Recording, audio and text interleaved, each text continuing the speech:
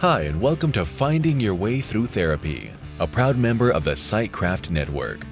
The goal of this podcast is to demystify therapy, what can happen in therapy, and the wide array of conversations you can have in and about therapy.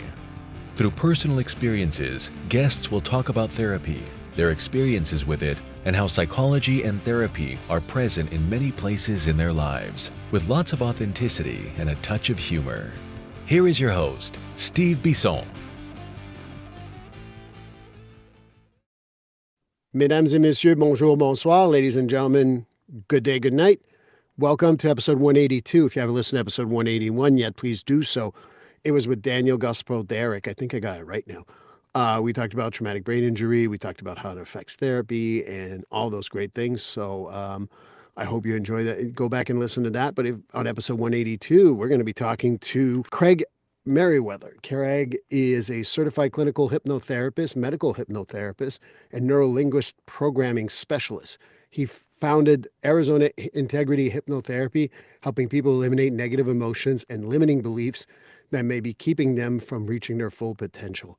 Over 12 years, he's worked with childhood trauma, cancer patients with pain control, PTSD, with children who have anxiety, children with nightmares, and entrepreneurs with confidence as well as peak performance. And he is also someone who created a book called and a course called Ace Any Tests. So please go look out for that. But anyway, just very excited. I hope you enjoyed the interview, and here it is.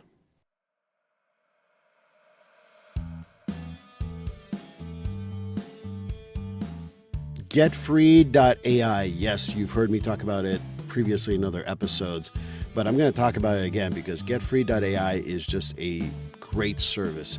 Imagine being able to pay attention to your clients all the time instead of writing notes and making sure that the note's going to sound good and how are you going to write that note and things like that.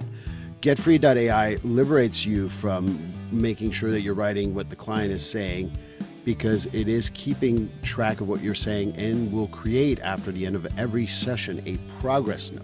But it goes above and beyond that. Not only does it create a progress note, it also gives you suggestions for goals, gives you even a mental status if you've asked questions around that, as well as being able to write a letter for your client to know what you talked about. So that's the great thing. It saves me time, it saves me a lot of aggravation, and it just speeds up the progress note process so well. And for $99 a month, I know that that's nothing. That's worth my time. That's worth my money. You know, the best part of it too is that if you want to go and put in the code Steve50 when you get the service, at the checkout code is Steve50, you get $50 off your first month. And if you get a whole year, you save a whole 10% for the whole year. So again, Steve50 at checkout for getfree.ai will give you $50 off for the first month. And like I said, get a full year, get 10% off, get freed from writing notes, get freed from always scribbling while you're talking to a client, and just paying attention to your client so they win out, you win out, everybody wins. And I think that this is the greatest thing. And if you're up to a point where you got to change the treatment plan, well, the goals are generated for you. So getfree.ai, code Steve50 to save $50 on your first month.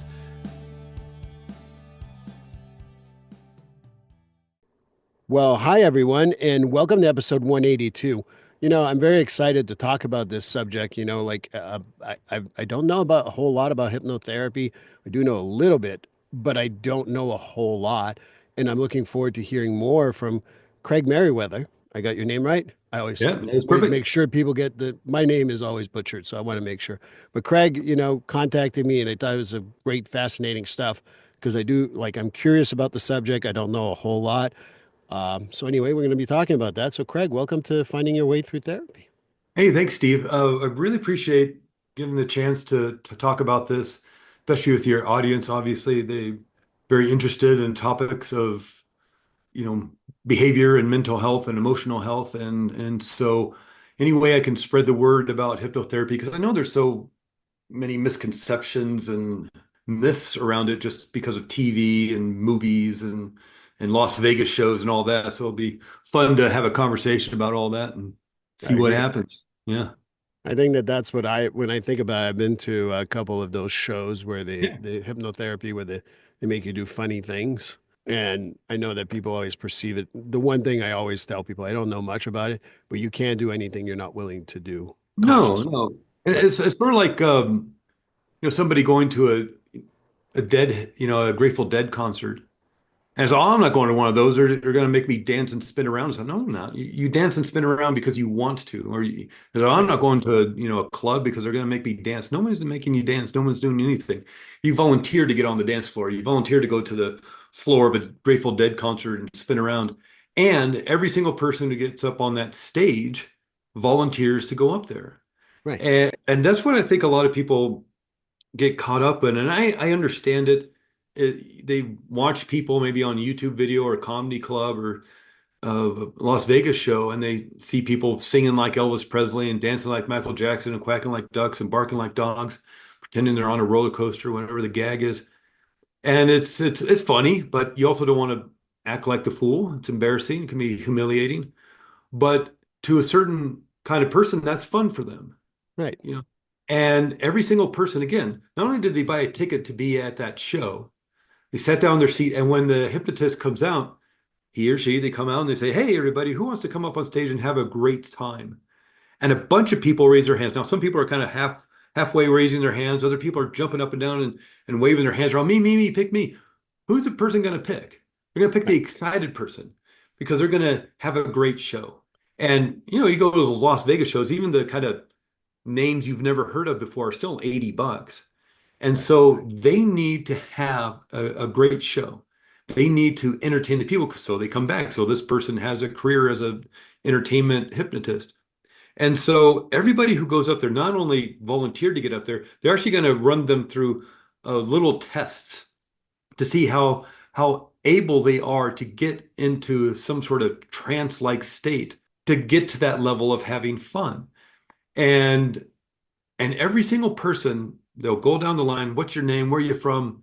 And you're here to have a good time. And do you want to go into hypnosis and just have a fun night? Yes, I do. They say yes like 7 times before this person makes them do something. So it's really about your intention. Your intention in terms of a hypnotherapy show, or not hypnotherapy, but a hypnotist show Yeah. is to have fun, to entertain. You're an exhibitionist, you're an extrovert. That's not how I want to spend my evening. And I don't think I know anybody who would be interested in volunteering for a show, but there are people out there. They want to have fun, and that's how they do it. They want to show off and be the center of attention. And not, I don't mean that in a bad way, but they just like being up on stage. And to them, that seems like a challenge, an adrenaline rush and something unique and fun that you really probably aren't going to do once in your life. And Right. so they get to be up there, have a good time, sing like Elvis Presley, dance like Michael Jackson. And at the end of the show, they have a big smile on their face because they had a great time. So it's really about your intention. And if your intention is to entertain, to have a fun time, to have a silly video to put up on TikTok or Instagram, that's great. You're going to have that. On the other hand, what if your intention is to heal? And that's where this conversation can get really interesting because Dr. Irving Kirsch called hypnotherapy a non-deceptive placebo, meaning that a placebo using mind to heal body. Of course, like let's say a pharmaceutical company is doing some sort of research on a high blood pressure medication, heart Right. medication, something. Half the group's going to get that sugar pill. We all know that sugar pill thing is to trick the people into healing themselves. They do that because they know mind will heal the body. They actually have to account for that in their research. So let's say they're doing this high blood pressure medication. Half the people in the study are getting the sugar pill, 30% get better. Literally 30% of those people healed themselves through thought alone. They thought they were taking some sort of medication, so they were tricked into healing themselves, but there was no medicinal value. So they literally healed themselves. Let's say 40% of the group that was getting the real medication gets better. They actually have to subtract 30% because maybe they got better through mine too. The medication had nothing to do with it. They actually healed themselves because, oh, I'm getting medication. My body will and my mind will just heal itself. So really only 10% got better on the medication. That's good enough. We'll throw on the market at 50 bucks a pill. But nobody really, really looks at, yeah, but more people actually heal themselves through mind. And Right. so Dr. Irving Kirsch calls this a non-deceptive placebo because we're not going to trick you into healing yourself. You're going to do it on purpose. And that's really how powerful you are. There's tons of study in the literature and anecdotal stories that you hear about doctors of just like people, whether it's spontaneous healing, they call them miracle healings, or over time realizing that they're in some sort of research and people there was that research done on the knee surgery that got so famous maybe a decade ago at this point, Yeah. BBC documentary about it where they're trying to figure out whether flushing or scraping method for arthroscopic knee surgery was best. And so to get it published, you have to have the control group. And so they literally did fake surgery on a third of the people. Fake surgery, wheeled them into surgery, gassed them out, pretended to do a surgery in case you're kind of halfway awake, but not really awake. And since it's arthroscopic, they had video monitors of somebody else's knee surgery. There's scalpel and asking for tools and all this stuff. 45 minutes surgery. All they did was kind of cut the knee like they would, sewed up the knee with two little stitches. I mean, done nothing else to the knee. And those people got as better as the other groups who actually got surgery. Yep. I They remember literally, this. these people who are in walkers and canes are now grandparents, now playing basketball with their grandchildren. And they had no idea they healed themselves. They followed them for like 2 years and then told them they got fake surgery and they healed themselves. It's extraordinary what the mind can actually do to heal the body, you know. Well, And hypnotherapy helps you with that. I don't want to stop you, but like this is all good stuff, but we don't even know who Craig Meriwether is. I didn't even introduce yourself. So I'm going to ask you to introduce yourself because this is a great conversation. I was going to go and follow up, and I'm like, wait a minute. I didn't even ask him who he was. I know who you are. We had a conversation, but how Yeah, about that's for my right. audience?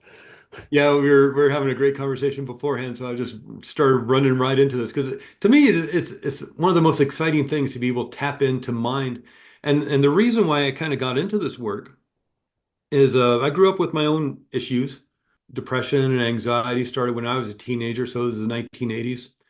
And I've done my share of talk therapy. I mean, when um, there were some issues within my family, and we were doing therapy, and it was just, I don't know, it was weird and strange because it was kind of hippie-like, and it was back in the early 1980s in San Diego. And I don't know, it was just kind of weird and strange and off. And when I got together with my girlfriend in 1987, who's now my wife, we were 19, and we realized right away had a pretty codependent relationship after about a year because of our own struggles within our own family lives and ourselves, and we really glued ourselves to each other. We started relationship counseling at 19 to try and just make sense of what we were going through in our relationship and in our lives. That was extraordinarily helpful. I love talk therapy, and done it on and off over the years. Just in terms of checkups, it's always great to have a second pair of eyes on something. Any champion, any gold medal Olympian has a coach, probably multiple coaches. Look at a baseball player. He has a batting coach, a throwing coach, a running coach, a physical therapist, a nutritionalist, all that stuff. So it's always great to have a coach. And when I was growing up, like I said, my high school years, really the only thing you could do back then when you're struggling with depression and anxiety, is whatever book you could find at the library or the bookstore or talk therapy if you could find somebody who could help. But, a teenage guy is not going to go out and look for talk therapy or even understand maybe what that was all about. Right. The issues within the family uh, when I was growing up, I didn't at that point didn't have a great idea of what talk therapy was about. And so, the SSRI drugs didn't come out to the late 80s, early 1990s, and really didn't become popular until the late 1990s. So it was really just, maintain, you know, Right. just try to get through each and every day. And after a while, it's just like, yeah, this is the way it is, you know. This is how life is. Why would you know any different? sort of like describing color to a blind person. Why would you know any different uh, if this is the way you felt all the time? And sure, there's sunshine here and there, but it's sort of like maybe living in the Pacific Northwest or maybe London or something. It's just like gray a Right. lot of the time. And so I kind of struggled through that through the 90s. And it was really the birth of my son in the year 2001 that I really thought, okay, I need to get my act together. Of course, I'm older now. Uh, I'm in my 30s, and I just had enough. It's that whole cliche of I'm tired of being tired. And with the birth of my son, or at least my wife being pregnant, and it's like, okay, I got to get it together. I got to get it together now because if my mom struggled with depression, I struggle with depression and anxiety, there's a great chance that my son's going to as well.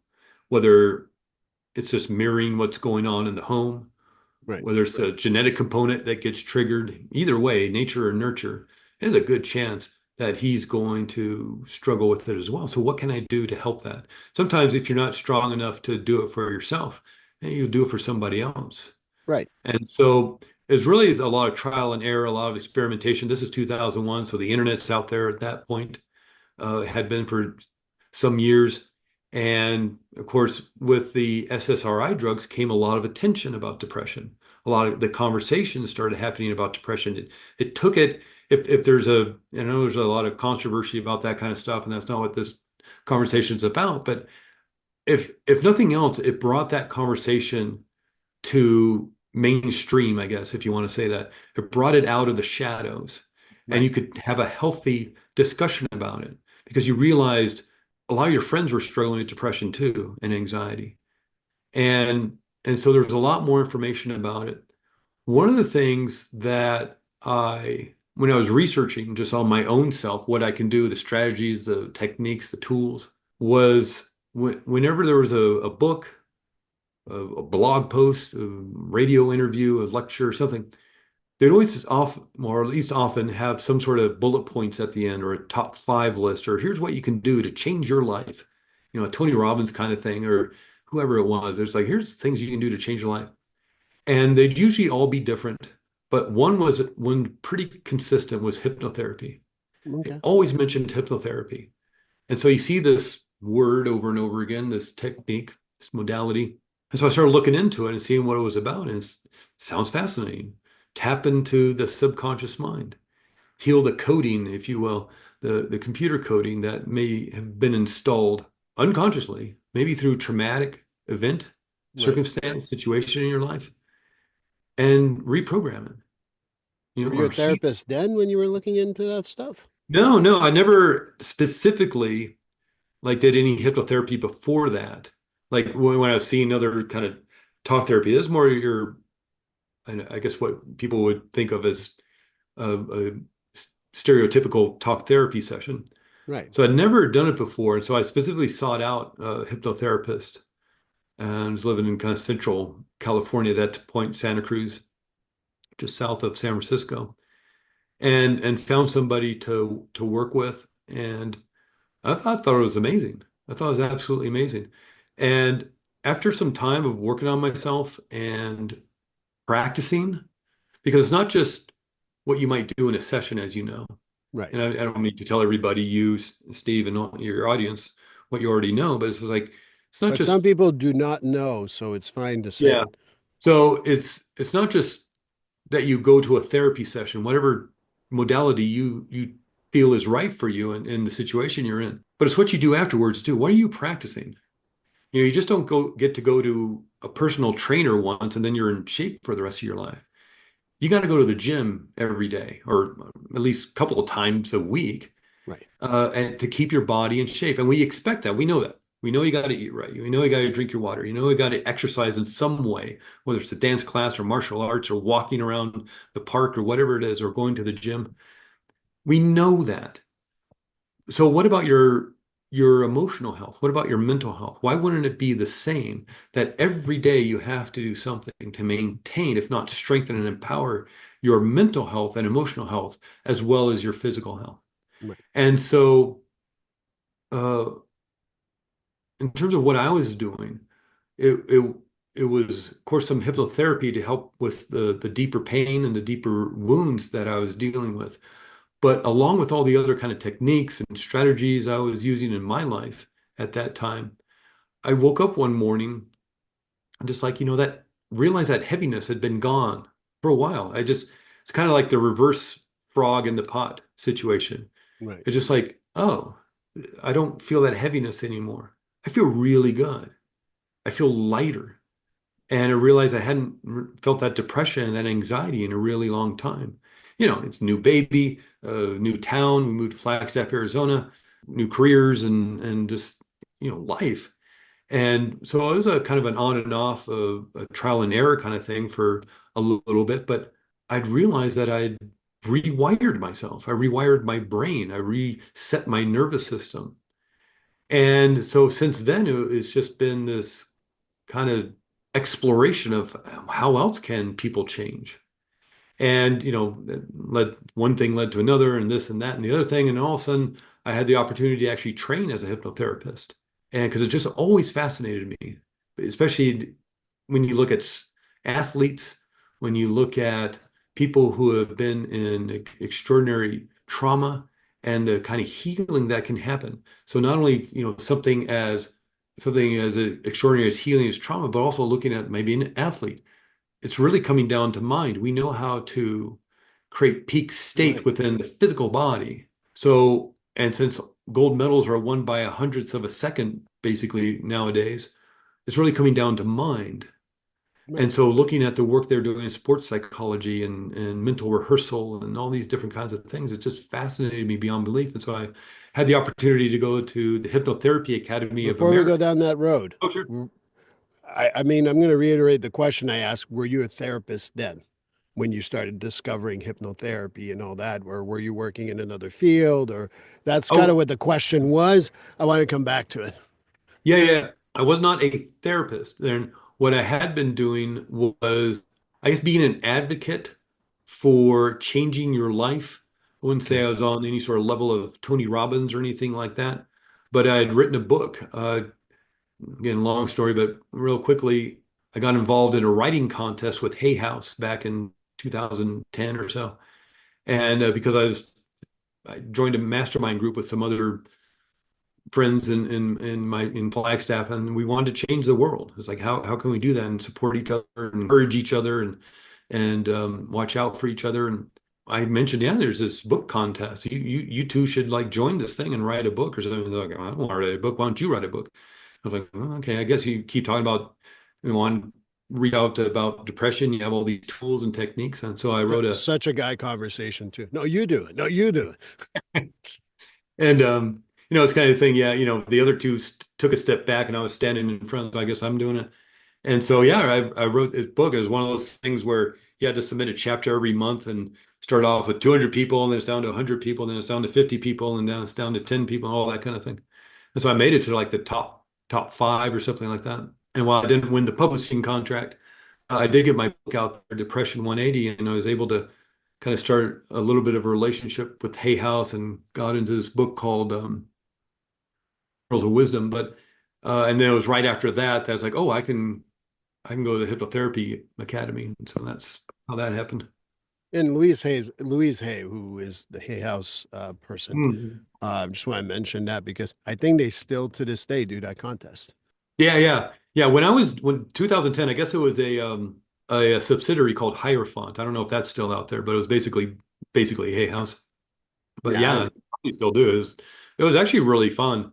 I'm sure a lot of the people already had their book written and there's so many chapters, but every month it was just like this power it out and try to get a chapter written and so all the research and I wanted everything referenced and yeah, it was fun, but don't know that I want to do it again like that intensely. well, I like to because I've written a book and I know a lot of people ask me about how to write a book. I'm like, there's plenty of ways, plenty of opportunities, plenty of different ways to do it. So that's why I want to mention that. Yeah. Yeah, well, It, writing books is fun, but I think I think what a lot of people miss out on, again, there's a totally different conversation for maybe an entirely different show, but writing your book is like 5% of it. The other 95% is marketing. because You forgot and the no, it's we're 40/45, and what you forgot about is editing. editing. Yeah, yeah, yeah. Editing. The editing to me was like the torture that I went through. Yeah. And I'll give you another big piece of advice. Never go into a Barnes and Noble or a library or anything because you're writing your book and you walk in here and all of a sudden, who are these 2,000 other books in this bookstore? And that's just, Right. that bookstore. There's millions of books, and it's extraordinary, especially nowadays with self-publishing and all the things you can do. Now AI, GTP, and all that kind of stuff. Yeah, Uh, well, that's a little bit of cheating if you ask me, but oh, it's super cheating, but it's also a fun way to get creative. And so, write to write if you enjoy writing.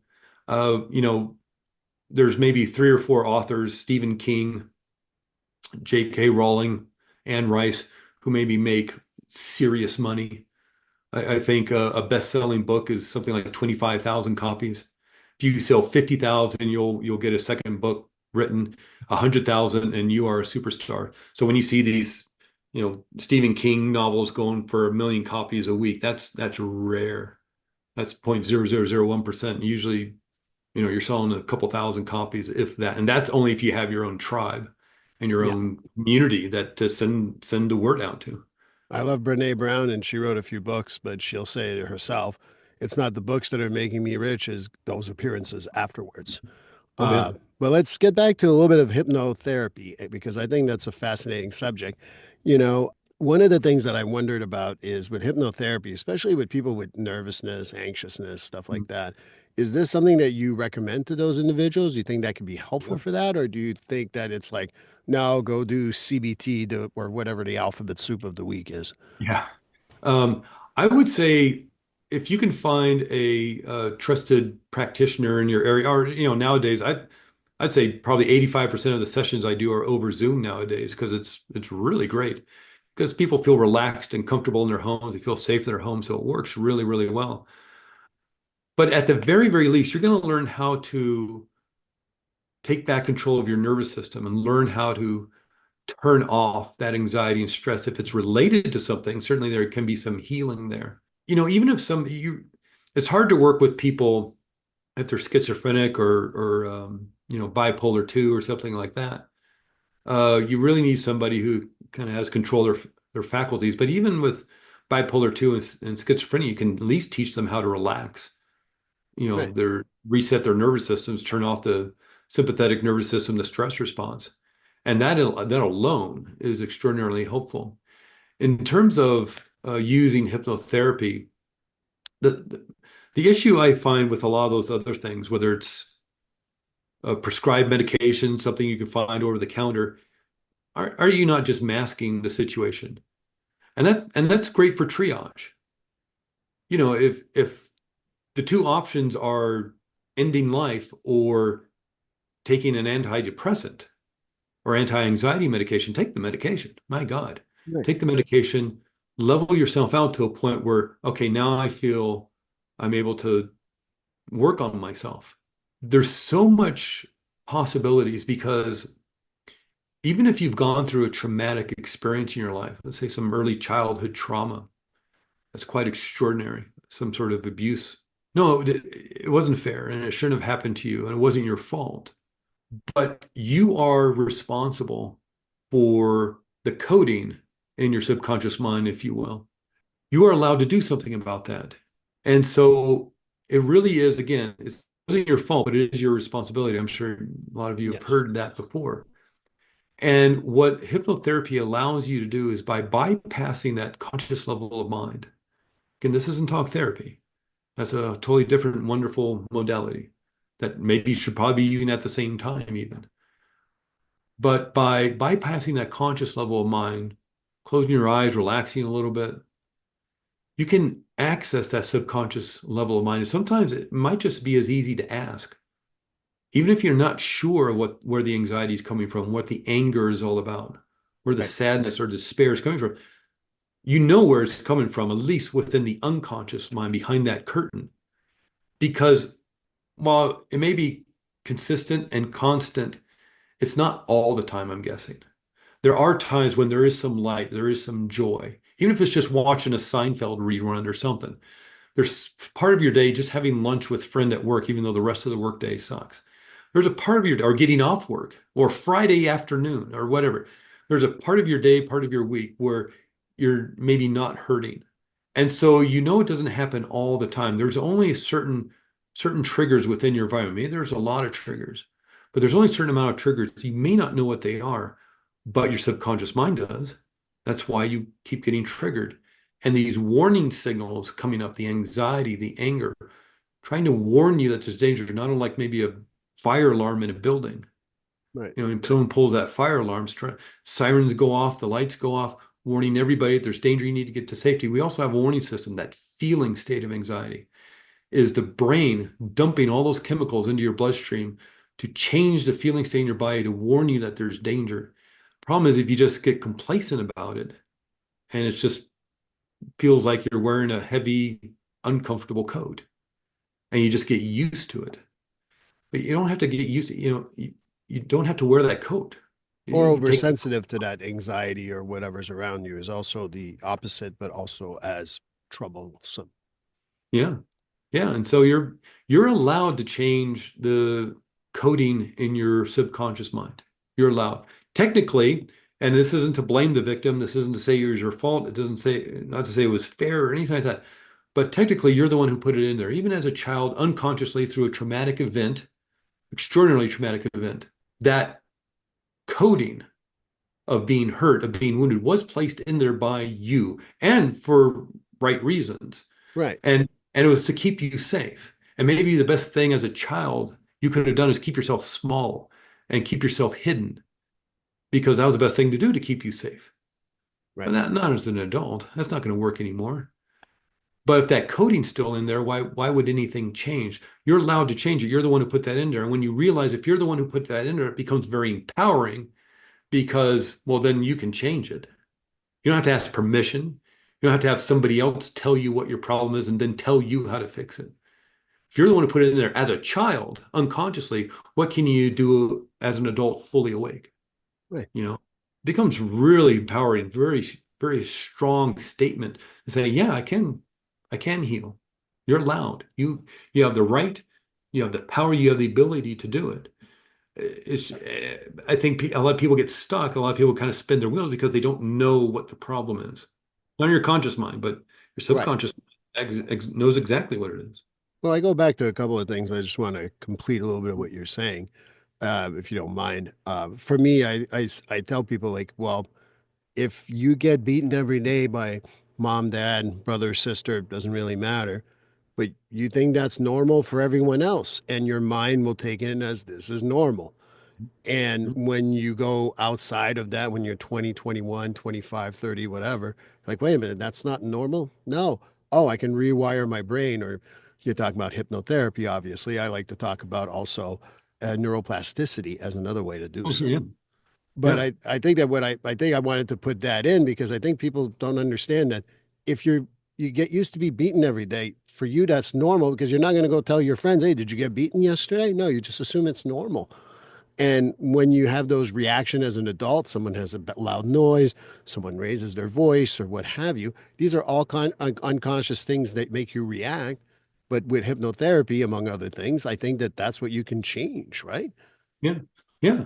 And you're constantly changing your perceptions of your world. Let's go to athletes, just as a general example. You may be a great athlete, maybe always winning the gold or world championships or whatever it is. But there may be that one time when, I don't know, example here, if you're a baseball player and you're a pitcher, you pitch for years and years and years, and then that one time the ball comes straight at you and knocks you in the head. What's that going to do to your confidence? What's going to do to that fear? Are you now going to, is that going to change the coding in your system so now you're throwing differently? Are you afraid to even get up on the mound? Because that probably hurt having a 100-mile-an-hour ball drilled into your head. Right. And so is that fear going to affect your play in any way? Let alone something in business, in your relationships, and just life as a father, as a mother, as a brother, sister, son, daughter. anything can change your perception of life. I mean, here's a great example of how we think we're in kind of in charge of our perceptions too. This is a, a wild research study that was done where some actors went into a park like Central Park or one of these big parks where people hang out on benches and read newspapers and magazines and books and things. And what they would do is these actors would go up to the people they saw that were just hanging out there, and they would sit down next to them, and they had a cup of coffee. They say, I hate to bother you, but would you mind holding my coffee? I need to text my mom really quick. She's in the hospital. Oh, yeah, I'll hold your coffee. Half the people had iced coffee, the other half people had hot coffee. Person texted on their phone and they put it back in their pocket. Thank you, grabbed the coffee and walked off. About a half an hour later, a researcher would wander by with a clipboard saying, hey, excuse me, I see you're sitting here. We're doing a research study about this story on this piece of paper. It takes about 2 minutes to read. And there's two questions we want to ask. I'll give you $20 for 3 minutes of your time. And so, sure, most of the people would do about something like 97, 98. Of course, they're the people who had just held the coffee a half an hour before. And they would read this story. And the two questions were about the character traits and attributes of the main character. And the people who held the iced coffee, 81% described the main character as cold and aloof. 80% of the people who held the hot coffee described them as warm and engaging. So it has nothing really to do with your own perception of the world. And there's a great marketing tip for it. If you're having a meeting with investors for your business or clients or something, hand them a hot chocolate or hot coffee or hot tea or hot cider or something. They'll feel that you are a warm person, an engaging person. Never hand them an ice drink. And so, but we feel that a lot of times we are in control of our own perceptions and we're not. Right. And that's just a recent research study. There's hundreds and hundreds and hundreds that have been done over the last, 60 years or so. And so we see that with the news and we see that with commercials. We see that with politicians. They know how to manipulate, they know how to influence. And if we can do it as easily as handing somebody a hot drink or a cold drink, then what else is happening in our world? And so when you really have to be aware of your surroundings, you know, what is influencing you? What podcasts are you listening to?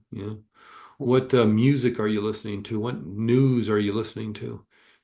I share. I've got to share a little bit before you Sure. go on, because one of my favorite things, and I saw this, I didn't believe it because I saw it on the TV show, and I'm like, all right, TV shows, right? It was on the TV show was Why Am I Blanking? I'll figure it out as we talk.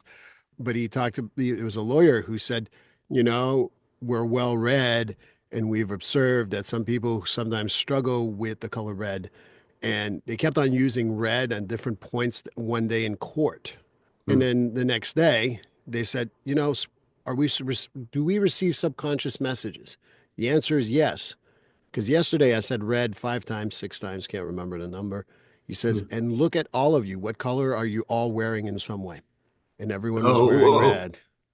That's wild. And I'm like, that's a TV show, right? It's not Yeah. true. No, there's a research that shows Yeah. that if you say and I can't remember all the words, but it was like well read, read about, and they kept on using the word red, and they really tapped into the unconscious, and everyone wore red, and that was something as a research study that I saw. Um, so for me, it's like reminding myself that we absorb unconscious messages, and the hardest part is that I think consciously sometimes we can challenge them. Sometimes it's hard for us to challenge them. And it's Yeah. realizing that that's part of our job, whether as, for me as a therapist, as you as a hypnotherapist, is that we got to challenge those unconscious thoughts that we have on a regular basis. Yeah. And then it goes towards, and I might not phrase this quite right, but aren't we the sum total of the five people we hang out with the most, something like that? And Right. so who are you hanging out with? What might be family, especially if you're younger and still living at home. But what are your friends telling you? And this is especially with guys. There's that whole thing of gotta insult each other and I don't know, make each other kind of feel bad. But No, I think that that's what, maybe, we can switch gears here. We talked a lot about this stuff, But one of the things that, I one of my clients recently, and this is something that I wanted to ask you, is that I just want to get rid of stress. I always want to be happy or something to that effect. And I had said on a therapeutic standpoint, I'm like, if you're always happy, you'll never know what happiness is. You need to know bad stuff. And then I talked about stress. I'm like, we need stress. In my experience is that, and again, I'm going to turn to you for this question too. But what I've said to him is like, the day I stop having some stress in my body is the day I'm dead. And I think that stress can be helpful, but I was wondering what your thoughts were on that. In terms of stress in the body and the mind, even, it can be very helpful. Back in the 1920s, I believe, maybe in the 1930s, there's two psychotherapists, I believe, or at least researchers of behavior, and they created what they call the Yerkes-Dodson law of arousal. Hmm, Now, the idea being is that we need a little bit of arousal, stress, just to get out of bed in the morning. It's that pressure of knowing that report is due on, at the end of the week. It's the pressure of knowing you're going to meet with investors for your new business, maybe tomorrow, to get that PowerPoint done. Who wants to sit and do a PowerPoint presentation? Who wants to, write the next chapter of their book if they're not really into writing? So it's a little bit of pressure maybe from the publisher, a little bit of pressure from the meeting that's coming up, a little bit of pressure that the homework is due that actually gets us going. Now, that doesn't mean you have to be stressed and anxious to the point of panic because, but you do need that little bit of stress, a little bit of adrenaline going to get to the starting line so you can win the race. And so what they found is there's this curve in terms of performance and stress level, performance and stress level. There's a curve that, yeah, right around here is a great place to be in terms of arousal. It gets you to the finish line. It gets the work done. right, But when it peaks and goes to the other end, it's like then you got fatigue, then you got exhaustion, then you got panic, then you got stress, and your work suffers. right, You're not breathing well, so literally less oxygen is going to your brain. The brain takes 20% of the oxygen you breathe in. If you're not breathing well because you're filled with anxiety and panic and you're tired and you're exhausted, of course your work's going to suffer. So a little bit of stress is necessary just to, again, get out of bed in the morning, get the kids off to school and get to work on time. Doesn't mean it has to be drudgery. It can be fun. You correct. can be singing your favorite songs with your kids while you're doing it all. But it does need a certain sense of, again, what they call arousal to get to the point of excelling. But once you reach that peak, now you've gone into you're breaking down and to the point where you're burned out and you're not going to do your good work. And so, yeah, stress is necessary. I don't think we're ever going to get rid of it. I don't know that you need or want to get rid of anxiety and fear. I mean, fear is that thing that keeps us from walking down the dark alley at midnight, even though it's a shortcut home. No, take to the lighted streets, keep to the crowded streets, and yeah, maybe it'll take you 15 minutes to walk home a little bit longer. Don't walk down the dark alley. Don't, here in at least down in the Southwest, down in southern Arizona, it would not be unusual to be walking out in nature in a beautiful trail out in the desert, and there's a rattlesnake in the trail. It's not your friend. Don't walk towards it and pet it. You see a baby bear cub out in the forest, don't walk towards it. That fear and that anxiety is going to keep you away from that. That's the warning system, the safety protocol set up to keep us alive. Don't stand so close to the edge of the Grand Canyon. The fear is there for a reason. And so I don't know that you want to get rid of it. It's just like those, I don't know if this is a real medical condition. I've seen it on, fictionalized medical shows and things, but people who can't feel pain. Yes, that's a true thing, actually. That's true. And so, of course, they're going to have more broken bones. They're going to have more burns on them because they don't know they're touching a hot pot. They don't know they're touching the hot stove. And so that's what the pain is for. That's what for the stress is for. That's or not the stress, but the anxiety is for, the fear is for, is to keep us safe and alive and protected. So to a certain extent, you don't want to get rid of it.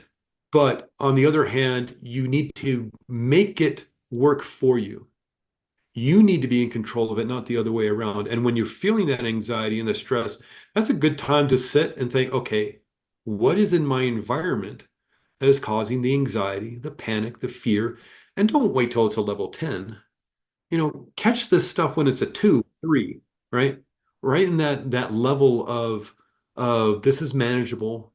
Something's going on. Oh, it's because I got that speech tomorrow at the big meeting and I don't feel prepared. Okay, now you need to prepare more for that speech. Does that mean finding some people to practice with? Does that mean working more on your PowerPoint presentation? Do you need to hire somebody to help you with it? What do you need to do? Because that's a signal that there's something not right. Don't Right. ignore it. Because when it gets to a level 10, when it gets to a level 11, then it may be too late and you are in that breakdown area. You're in that panic and then you're not thinking rationally. So if you can catch this stuff when it's a 2, and that's right where you're able to ignore it too.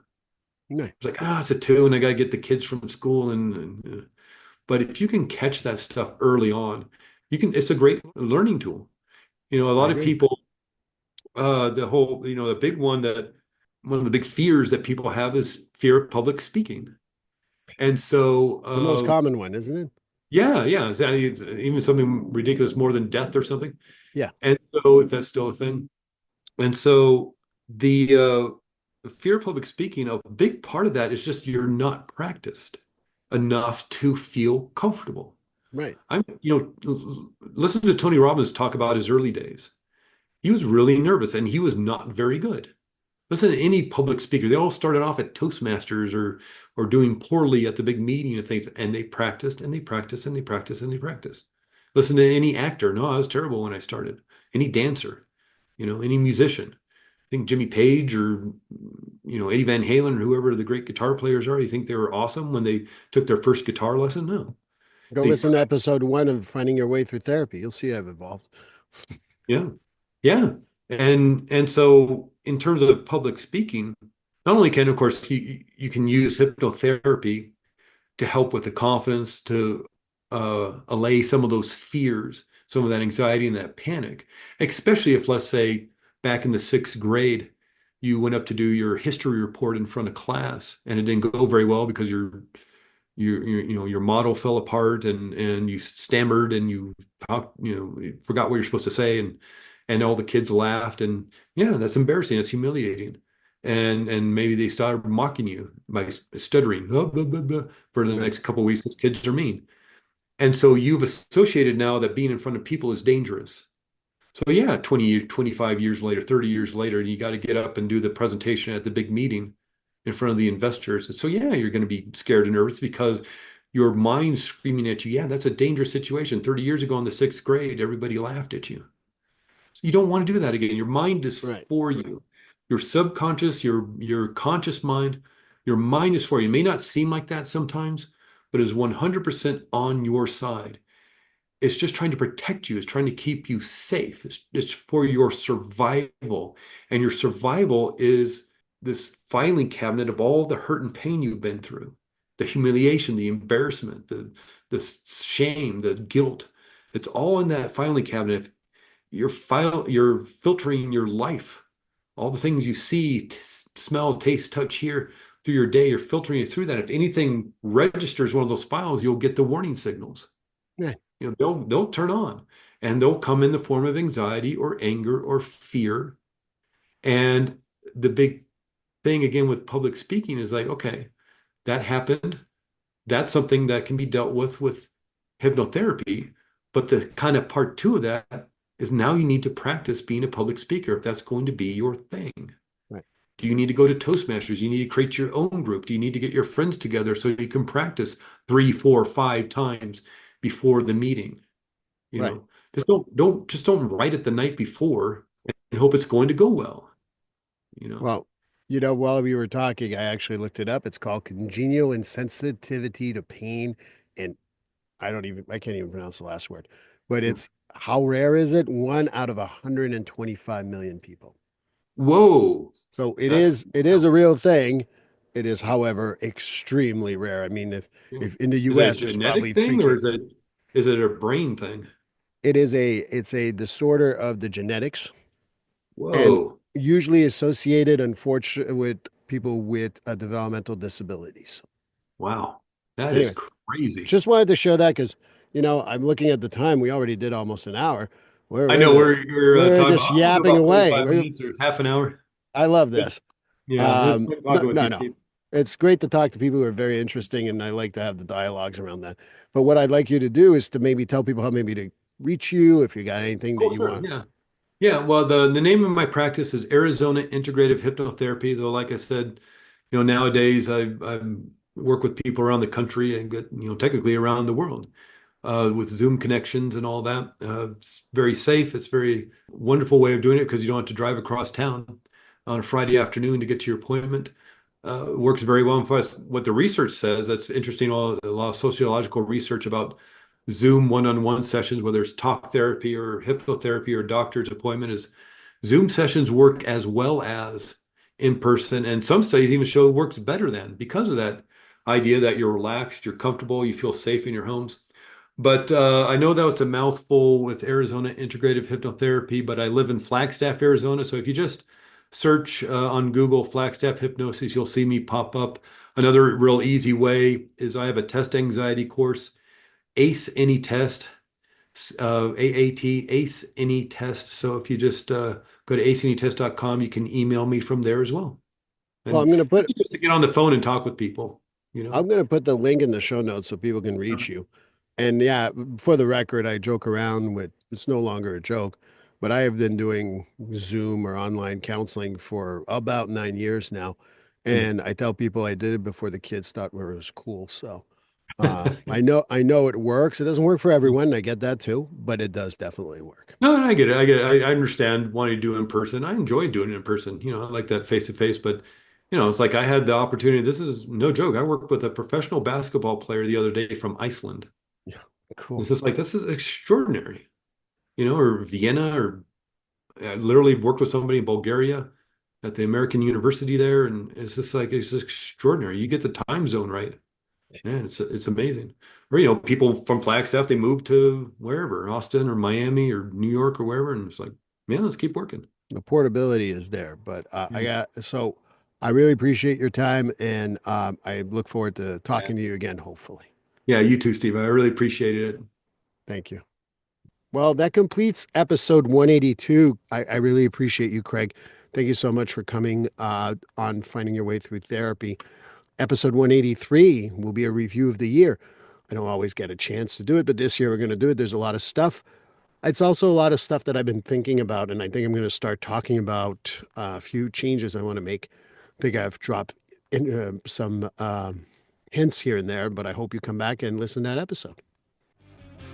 Please like, subscribe, and follow this podcast on your favorite platform.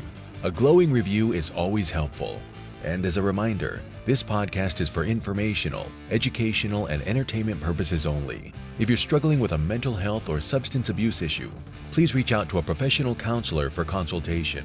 If you are in a mental health crisis, call 988 for assistance. This number is available in the United States and Canada.